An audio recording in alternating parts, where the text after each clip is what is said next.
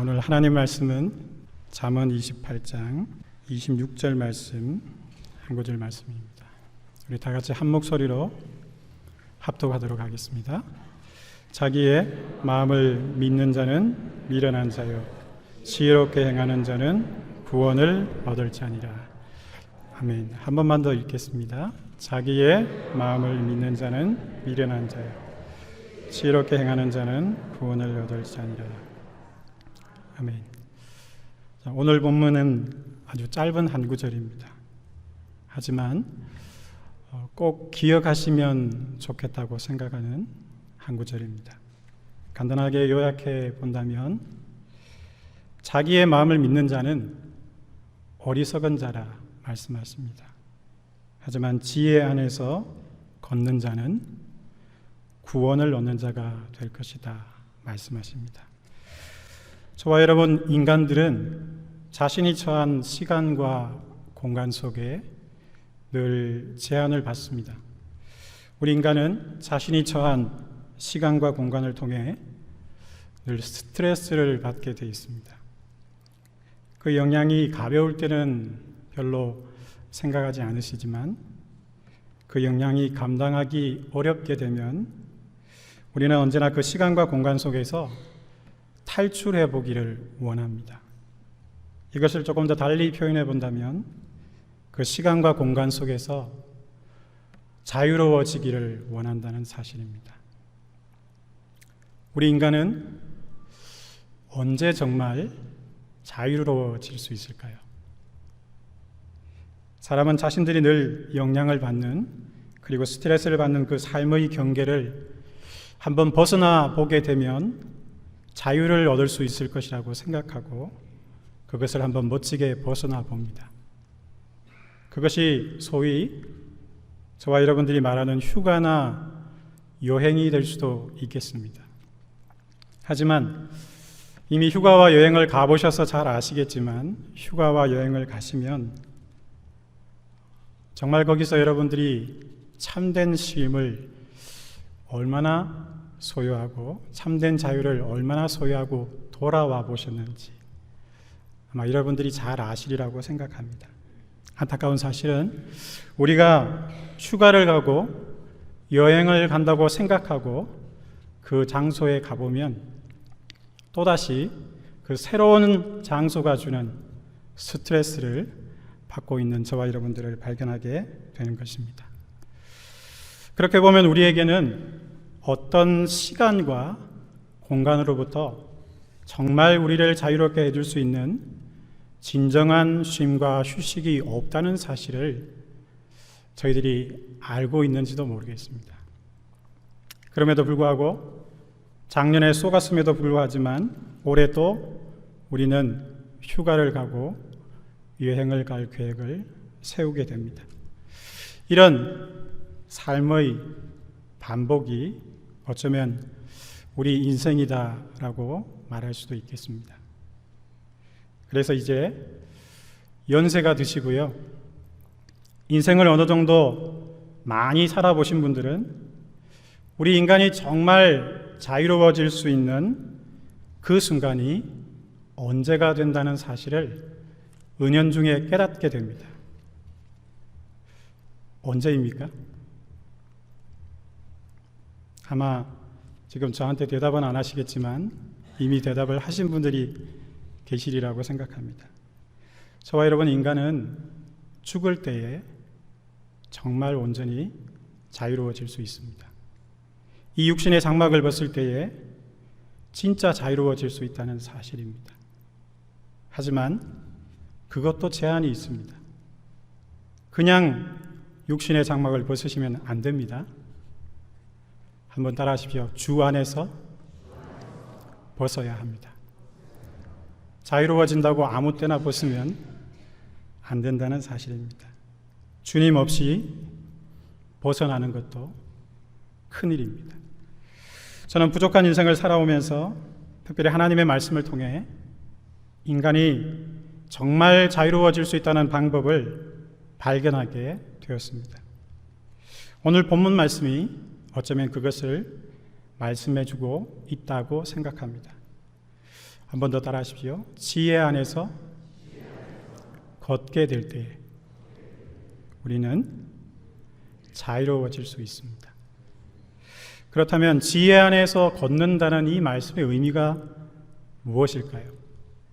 저는 그것을 고린도후서 3장 17절 말씀을 통해서 배웠다라고 고백하고 싶습니다. 고린도후서 3장 17절 말씀은 이미 저와 여러분들이 잘 알고 있는 말씀입니다.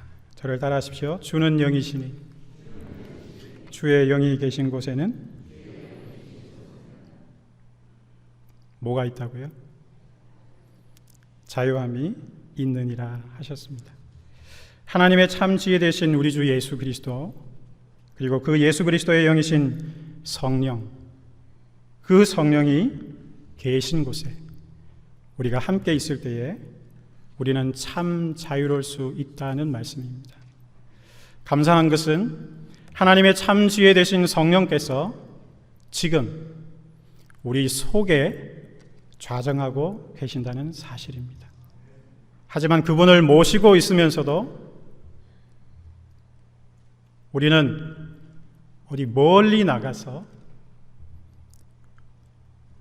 우리가 정말 얻을 수 있을 거라고 생각하는 그 자유를 찾고자 방황하고 헤매는 우리의 모습을 발견하게 됩니다. 사랑하는 성도 여러분, 성령께서 우리 속에 계심에도 불구하고 저와 여러분들은 왜 자유를 누리지 못하게 되는 것일까요? 저는 이유는 간단하다고 생각합니다.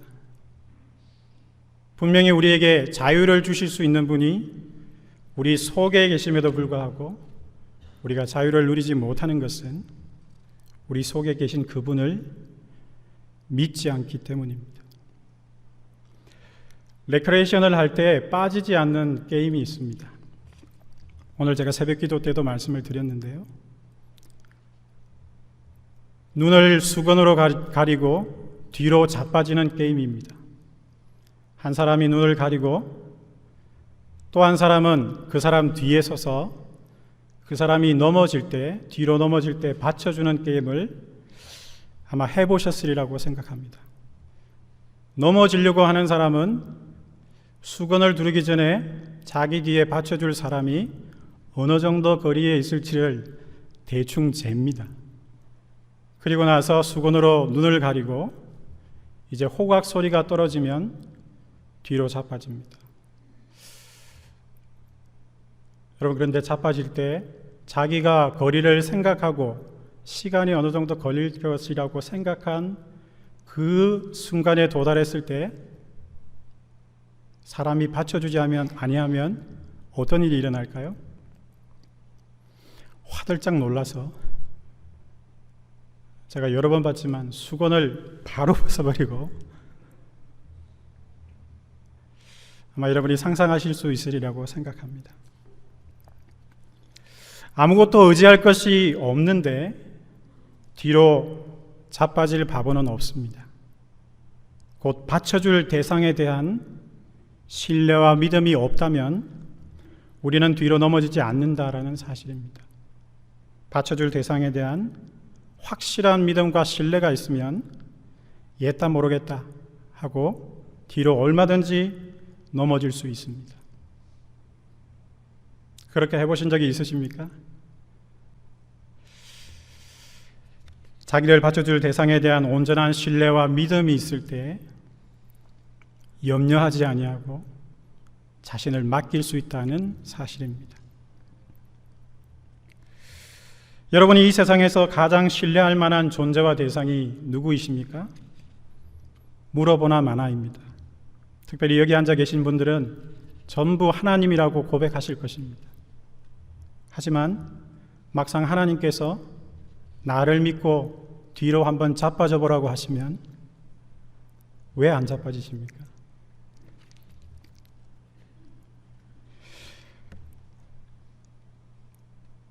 우리가 말로는 하나님을 신뢰한다라고 하지만 여러분의 간음에서, 여러분의 측정에서 하나님을 느낄 수 없다면 여러분은 반드시 하나님을 신뢰하지 아니하고 넘어지지 아니합니다. 오히려 하나님보다는 자기의 돈을 챙겨보게 되고요. 자기가 믿는 사람들을 돌아보게 됩니다. 그리고 자기가 의지할 만한 사람들을 먼저 찾게 되는 것이 하나님을 말로는 믿는다고 하지만 진짜 하나님을 믿지 않는 사람들의 모습이라는 사실입니다.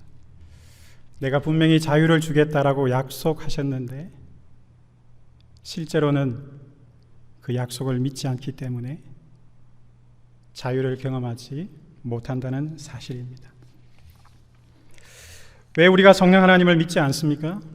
분명히 말씀에는 우리 속에 살아계신다라고 말씀하시지만 그분은 보이지 않기 때문입니다. 때로는 느껴지지 않기 때문입니다. 고린도전서 2장 9절 말씀에는 이런 말씀이 있습니다. 하나님이 자기를 사랑하는 자들을 위하여 예비하신 모든 것은 눈으로 보지 못하고 귀로 듣지 못하고 사람의 마음으로 생각하지도 못하였다 함과 같으니라 말씀하셨습니다. 연이은 10절에는 이런 말씀이 있습니다.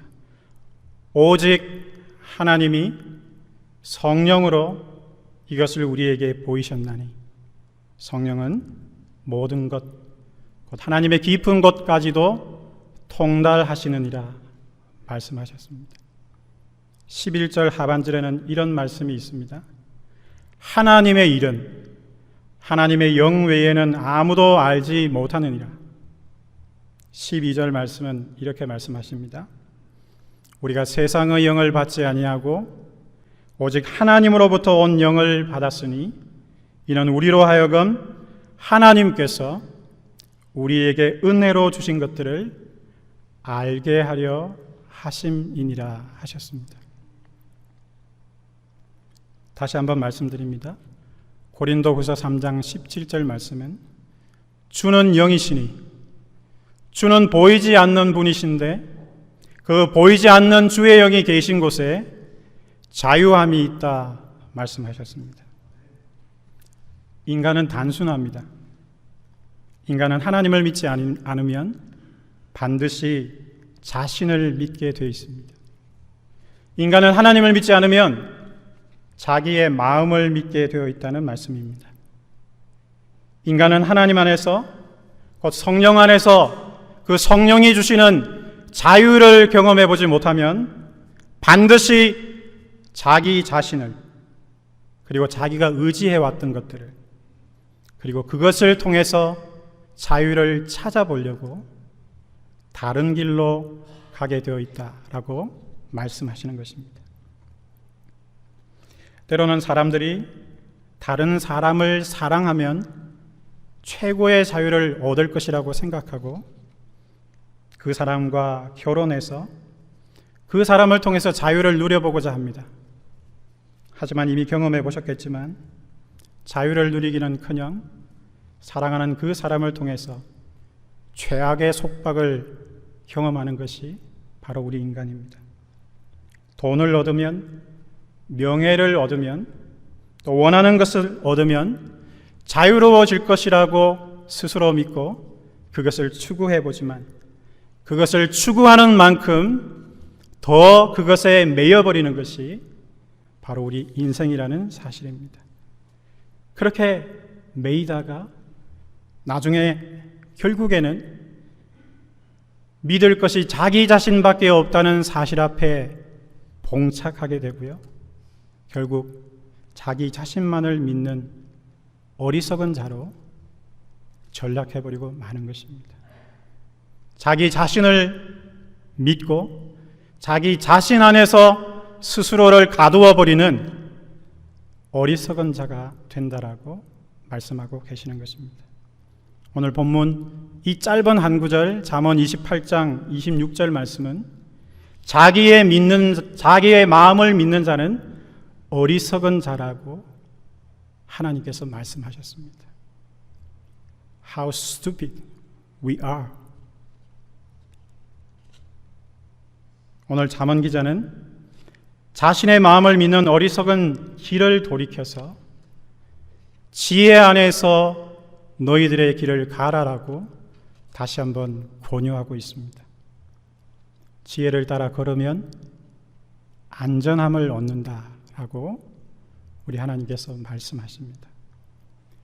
안전한 곳이 어디에 있습니까? 안전한 곳은 자유를 누릴 수 있는 곳밖에 없다는 사실을 기억하시면 좋겠습니다.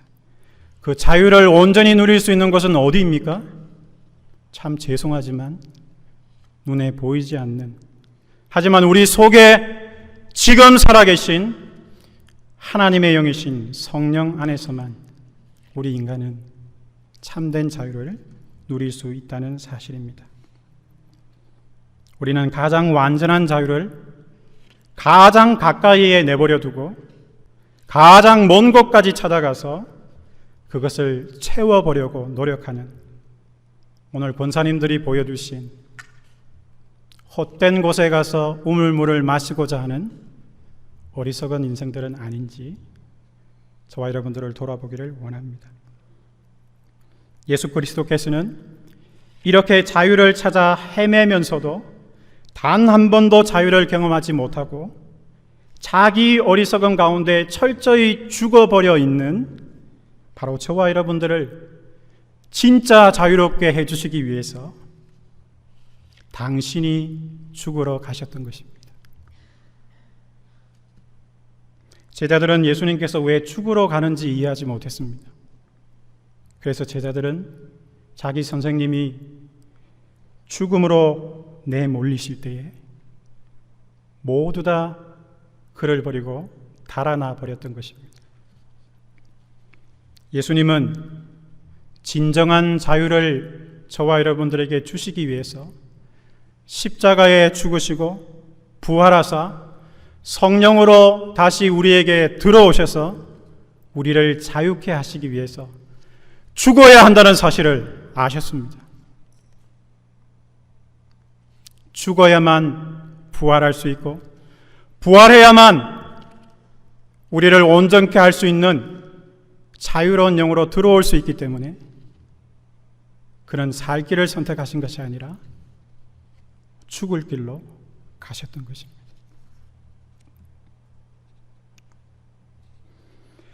문을 안으로 걸어 잠그고 자기들을 죽일까 봐 두려워 떨고 있던 제자들을 찾아 들어오셔서 손에 못자국을 보이시고 허리에 창자국을 보이시고 똑같은 말씀을 두 마디 하셨습니다. 따라하십시오. 너희에게 평강이 있을지어다. 너희에게 평강이 있을지어다 하셨습니다. 사랑하는 성도 여러분, 죽어야 자유로울 수 있습니다. 그리스도와 함께 죽는 것이 무엇인지를 성령 안에서 배우지 아니하면, 그리스도 예수와 함께 죽는 것이 무엇인지를 성령께서 깨닫게 해주지 아니하시면 저와 여러분들은 절대로 죽으려고 하지 않습니다. 생각은 거기까지 갑니다. 말은 그렇게 합니다. 하지만 정말 죽으신 분의 영이 여러분들의 영을 살리지 아니하시면 여러분들은 결단코 죽으러 가지 아니할 것입니다. 겉으로는 죽겠다라고 그러지만 제자들이 도망갔던 것처럼 정말 생명의 위협이 찾아올 때 다 배신하고 주를 떠나버리게 될지도 모른다는 사실입니다. 저희는 죽을 능력이 없습니다. 그렇지 않으십니까? 우리는 우리의 죄성을 죽일 능력이 없습니다. 제자 훈련으로도 죽지 않고 금식기로도 죽지 않습니다. 철야를 한다고 죽는 것도 아니고 주일 예배를 한 번도 빠지지 않는다고 해서 죽는 것이 아닙니다. 한번 따라 하십시오. 하나님이 우리를 죽이셔야 합니다.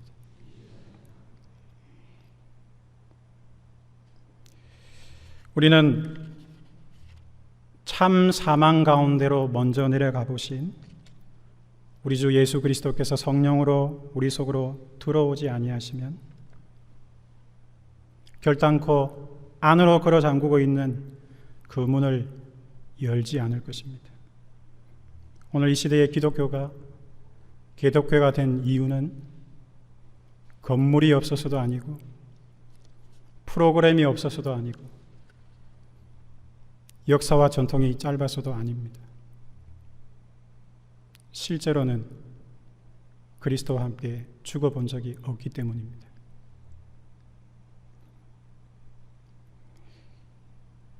하나님의 참 지혜이신 우리 주 예수 그리스도를 만나서 그리스도 앞에서 죽음을 경험했던 바울은 빌립보서 2장 5절에서 8절 말씀을 통해서 지혜 안에서 걷는 것이 무엇인지를 이렇게 말씀합니다. 이미 여러분들이 다 암송하고 있는 말씀입니다. 너희 안에 이 마음을 품으라. 곧 그리스도 예수의 마음이니 그는 근본 하나님의 본체시나 하나님과 동등됨을 취할 것으로 여기지 아니하시고 오히려 자기를 비워 종의 형체를 가지사 사람들과 같이 되셨고 사람의 모양으로 나타나사 자기를 낮추시고 죽기까지 복종하셨으니 곧 어디에 죽으셨다고요? 십자가에 죽으심이라. 지혜 안에 거둘 수 있는 첫걸음은 성령 안에서 죽은 자들이 내디딜 수 있는 영광스러운 첫걸음입니다. 예수님의 마음은 우리가 품으려고 한다고 해서 품어지는 것이 아닙니다. 오직 예수 그리스도의 영이신 성령께서 그 마음을 우리에게 부어주셔야만 가능한 것입니다. 그래서 바울은 로마서 5장 5절 말씀에 우리에게 임하신 성령으로 말미암아 하나님의 사랑이 우리 마음에 부은 바 된다라고 말씀하셨습니다. 우리에게 임하여 있는 성령으로만 하나님의 마음이, 하나님의 사랑이 우리를 죽일 수 있는 하늘의 능력이 임한다는 사실입니다. 성령이 아니고서는 결단코 그리스도의 마음이, 그분의 죽으심이, 저와 여러분들이 믿는 그 어떤 진리가 임할 수 없다는 사실을 믿으시기 바랍니다. 주의 영이 계신 곳에 하나님의 성령이 부어지고 그리스도의 마음이 부어질 때에 그곳에서는 하늘만이 허락해 주실 수 있는 자유와 평강과 기쁨이 부어지게 되는 것입니다. 여러분들이 흉내내는 자유, 흉내내는 평강, 흉내내는 기쁨이 아닙니다. 그래서 그 배에서 생수의 강이 밖으로 넘쳐난다라고 하셨던 것입니다. 말씀을 맺겠습니다. 오늘도 저와 여러분들은 두 가지의 길을 걷습니다. 한 가지는 자기의 마음을 의지하면서 걷는 길입니다. 나머지 하나는 하나님의 지혜 되신 우리 주 예수 그리스도의 마음을 의지하고 걷는 길입니다. 사랑하는 성도 여러분, 여러분들은 어떤 길을 걸으시겠습니까? 그리고 남은 여러분의 인생 어떤 길을 걸으시면서 온전한 자유를 체험해 보고 싶으십니까? 바라옵기는 여러분의 남은 평생 참으로 여러분들을 자유케 해주실 수 있는 성령 하나님과 함께 지혜의 길을 걸으시는 저와 여러분 되기를 간절히 소원합니다. 세상 속에서 살되 세상 속에서 영원을 경험하며 하나님 아버지께 영광을 돌리시는 삶을 사시는 저와 여러분 되시기를 주님의 이름으로 축원합니다.